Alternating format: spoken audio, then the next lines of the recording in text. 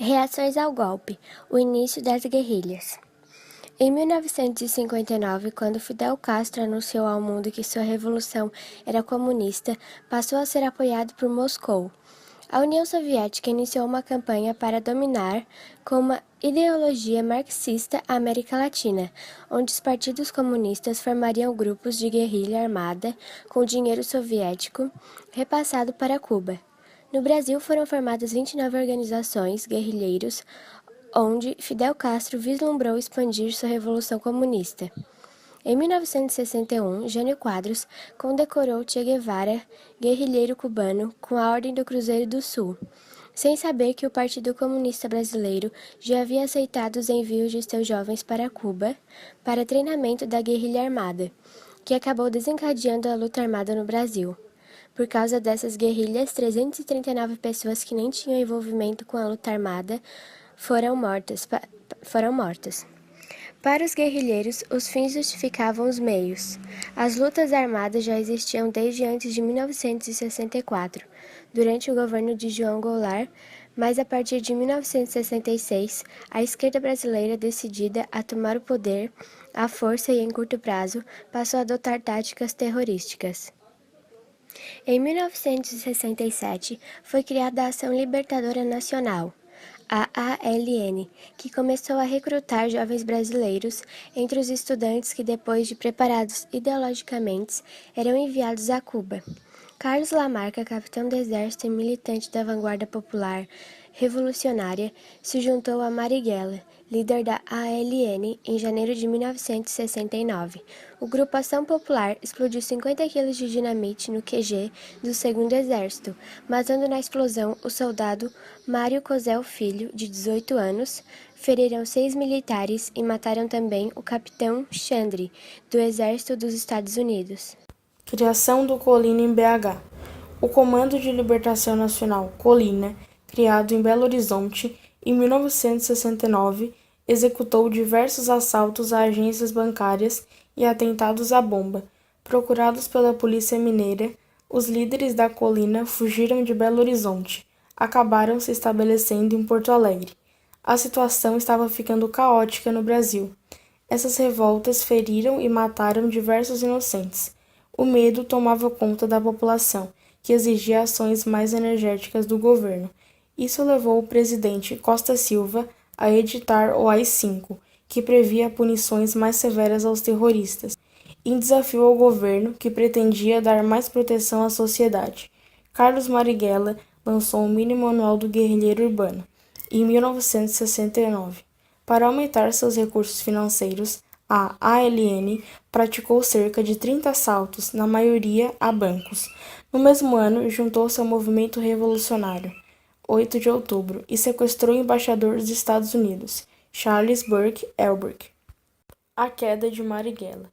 Depoimentos de guerrilheiros presos entregaram o local onde Marighella se refugiava, no dia 4 de novembro de 1969.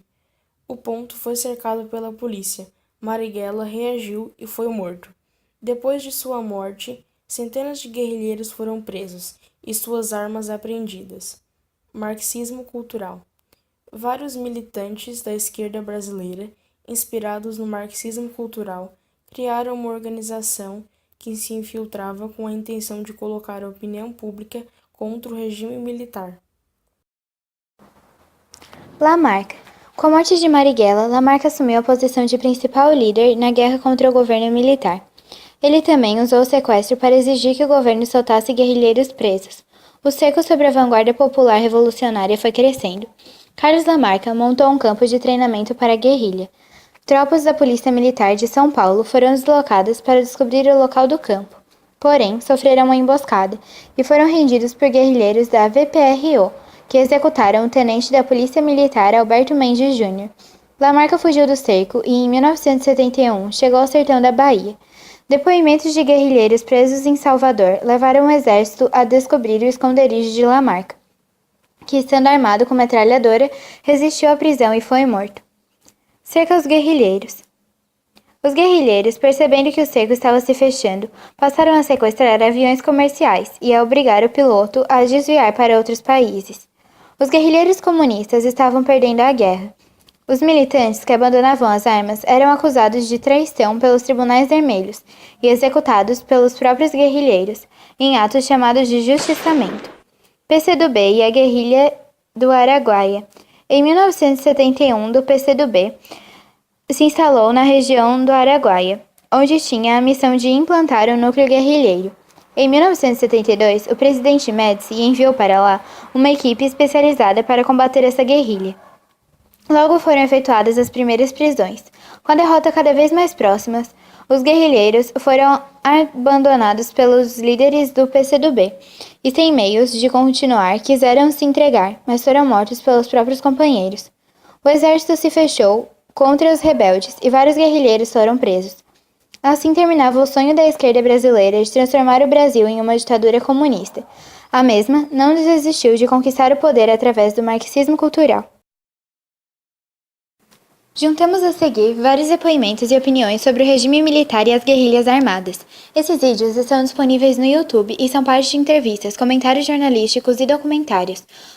Digo que nós devemos pedir para que tenhamos a custódia das Forças Armadas até que possamos encontrar um caminho em que elas continuem nos auxiliando como sempre, para que nós não venhamos a descambar para qualquer desfiladeiro de desordem. Vamos agradecer a situação atual do Brasil, porque o Brasil desfruta de ordem. O Brasil está sob o império da lei. Era a metralhadora que a gente usava, do exército. A gente roubava nas guaritas, aqui no Leblon. Acabado o tratamento, fui para Cuba. Não sei quanto tempo, mas fiquei o treinamento todo e fiquei esperando lá o passaporte falso da organização para o movimento social de tomada do poder, é isso que nós queríamos, e transformação daquilo em socialismo. E que nós não éramos exatamente contra a ditadura, nós éramos contra a ditadura militar, burguesa, mas nós éramos a favor da ditadura do proletariado. Isso ninguém diz, mas tem que dizer, faz parte da nossa história. Eu, especificamente, tive uma participação armada. Todos os principais ex-guerrilheiros que se lançam na luta política costumam dizer que estavam lutando pela democracia. Havia muita gente lutando pela democracia no Brasil, mas não especificamente os grupos armados que tinham como programa esse processo de chegada a uma ditadura do proletariado. Eu tenho muito orgulho também de ser companheiro da Dilma por esse tempo todo. Nós formamos uma organização nacional chamada Vanguarda Armada Revolucionária Palmares. Nós praticávamos ações de expropriação, que nós chamávamos dos bancos. Nós íamos buscar dinheiro nos bancos, nós queríamos ter dinheiro para comprar armas. Fizemos ações em quartéis também, alguns quartéis, para pegar armas. Nós éramos pela ditadura. Do proletariado. Do proletariado. Nós éramos contra a ditadura militar, mas éramos a favor da ditadura do proletariado. Isso aí é preciso dizer a verdade toda, né? E às vezes eu ouço meias verdades, né? É bom lembrar que a ditadura brasileira estatiza a economia. Estatizou a economia. Por isso que tem gente que não conhece história, que primeiro compara o Brasil à Argentina. Lá desestatizou, aqui estatizou. Lá acabou com o ensino público do terceiro grau, aqui expandiu a universidade pública de terceiro grau, aqui modernizou a economia, ampliou, diversificou a economia. Lá a indústria foi duramente, quase que destruída, a indústria argentina. Então, se você aqui, o período 64, 68, na questão que você colocou, como é possível chamar de ditadura? Ele precisa mudar o dicionário. Política, por quê? Nós tivemos em 64, em 68, eleições diretas para governadores em 65, outubro, para 11 estados, porque não era coincidência. Que ditadura tem passeata dos 100 mil, como tivemos no Rio de Janeiro? Você nem começa a fazer a passeata. E teve a passeata dos 100 mil. Que ditadura tem os festivais de música popular que nós tivemos aqui no Brasil entre 64 e 68? Que ditadura tem o movimento artístico, o teatro, por exemplo, que nós tivemos no período de teatro de contestação? A grande questão e essa é uma construção que eu ouço falar sistemática, que está no livro didático, e já ficou vitoriosa, de que a luta armada levou à democracia. Isso é uma falácia. E eu faço questão, porque eu escrevi vários artigos, isso está no meu livro também, pegar o livro Imagens da Revolução, do Daniel Arão e do Jair Ferreira de Sá, lá tem quase todos os documentos, você procura, você não acha um que tenha a palavra democracia. Nenhum documento. Todos queriam ditadura proletariada. A construção, a luta pela democracia não foi feita por esses que se dizem vencedores. Esses são os derrotados. É que o Médici, que foi, sabe, o presidente mais duro do regime militar, possivelmente era o mais popular dos presidentes do regime militar. Por quê? Porque nos anos 70 era o auge, né, do milagre brasileiro. O emprego era uma loucura. Era uma loucura. Os trabalhadores estavam na porta da Volkswagen procurando emprego, passava ônibus de outra empresa, convidando eles para ir para outra empresa para ganhar mais. Penso que se houvesse uma eleição e o Médici fosse candidato naquele tempo, ele ganharia. A juventude hoje, a juventude brasileira, precisam saber como era o meu tempo de jovem. Eu era torneiro mecânico. A gente ganhava um salário decente com uma profissão de torneiro mecânico. Eu sabia que eu tinha emprego em qualquer lugar desse país.